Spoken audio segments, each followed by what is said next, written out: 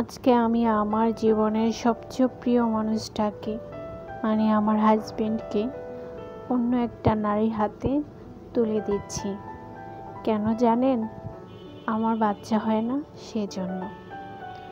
ওর তো বংশের পরিচয় দরকার, সেজন্য আমাকে এই কাজটা করতে হচ্ছে।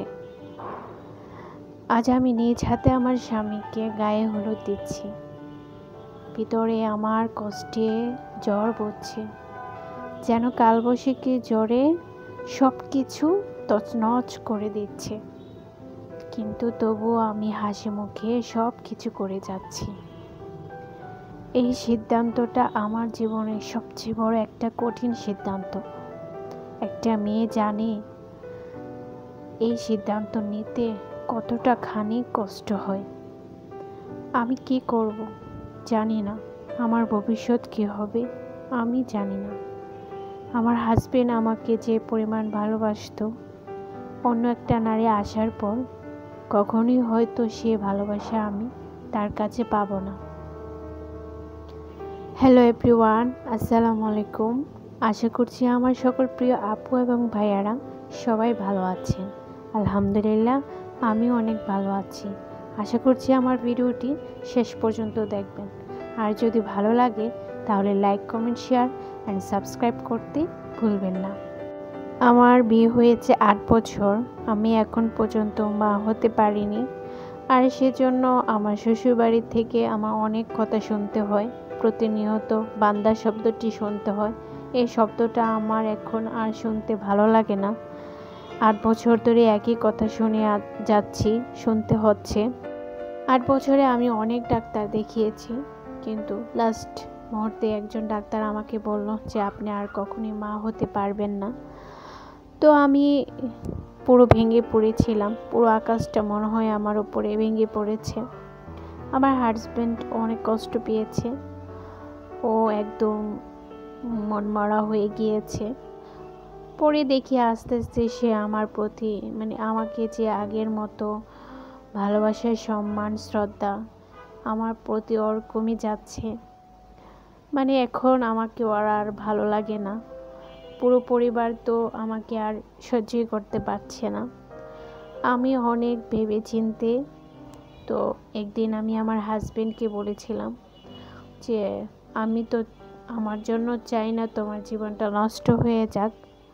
তুমি আবার চাইলে বিয়ে করতে পারো, হয়তো ও যে আসবে তার হয়তো বেবি হতে পারবে, তুমি সন্তানের বাবা হতে পারবা। তো আমি কথা বলার পর আমার হাজবেন্ড একটা মুচকি হেসে দিল। আমার কাছে মনে হলো যে সে অনেকটা রাজি। পরে আমি কথা বলে রুম থেকে বের হয়ে গিয়েছিলাম।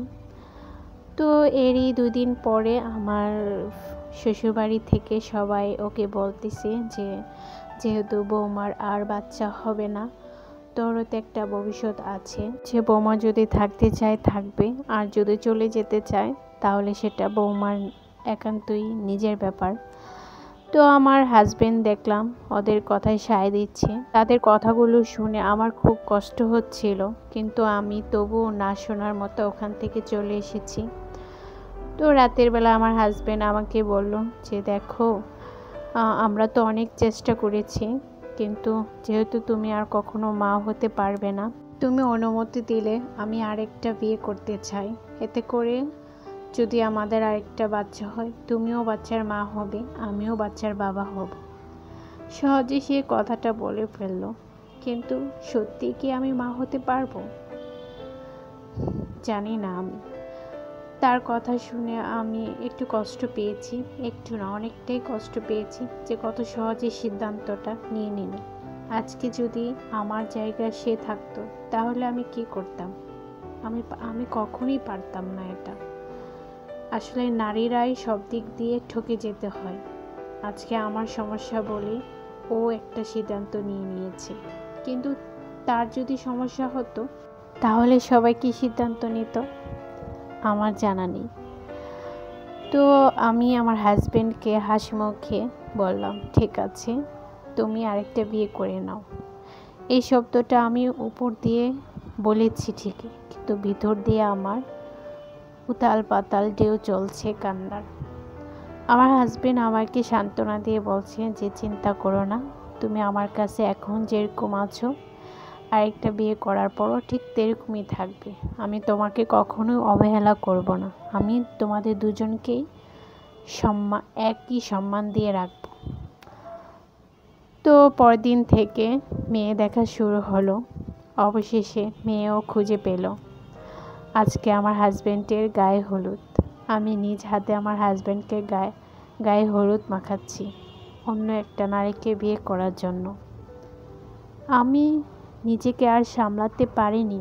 যখন ওর গায়ে হলুদ দিচ্ছি আমি অলরেডি কেঁদে দিয়েছি। আমার দু চোখ বেয়ে এক সাগর পানি বেয়ে পড়ছে। আমার হাজবেন্ড আমাকে সান্ত্বনা দিচ্ছে, মাথায় হাত বুলাচ্ছে, বলে তুমি চিন্তা করো না, আমি তোমাকে কখনোই অবহেলা করব না। ও যেভাবেই সান্ত্বনা দেখ না কেন, তবু আল্লাহর কাছে লাখ লাখ শুক্রিয়া। অনেক স্বামীরা তো ফিরেই তাকায় না, ভালো করে কথাই বলে না। সে তো আমাকে সান্ত্বনা দিচ্ছে, পরে যা হবার হবে। আমার নিয়তি আমাকে যা দিবে তাই। আল্লাহ যদি আমাকে একটা সন্তান দিত তাহলে আমার হয়তো এই দিনটা দেখতে হতো না। কি করব বলেন? আমার নিয়তে যদি এটা থাকে লেখা, আমি কখনোই এটা খণ্ডাতে পারবো না। আমার হাজবেন্ডের গায়ে হলুদ সম্পন্ন হলো। পরদিন হাজবেন্ডের বিয়ে। আর সে বিয়েতে আমাকে যাওয়ার জন্য সবাই বলছে। আচ্ছা, আমিও তো একটা মানুষ, আমারও তো কষ্ট হচ্ছে। এই বাড়ির লোকজন কি বুঝতে পারছে না, না বোঝার চেষ্টা করছে না?